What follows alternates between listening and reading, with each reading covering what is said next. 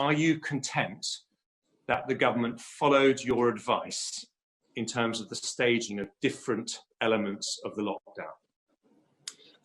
I am content, and so what you're trying to do is run a very complicated period as a kind of jumped-on question about this. There isn't a straight answer to that, and I'm not trying to give you a yes or no answer to that.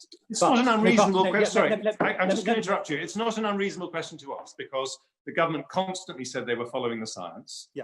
And so I'm just asking you on that crucial question of the timing of the lockdown, were they following your advice?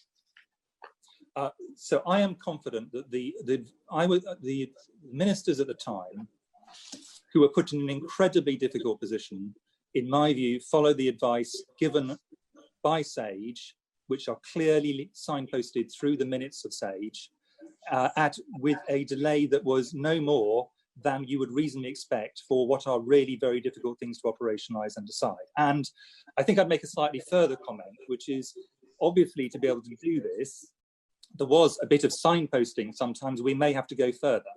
And ministers were aware of that, and they said that at the time.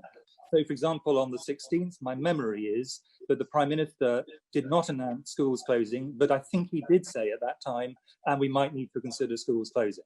So, you know, but I do not think, and I'm not saying now, and I'm not going to say at any point, to be clear, that in my view, there was huge delay between the advice that ministers received, given the enormity of the difficulties that we were asking of people and the practical implications of what was being done.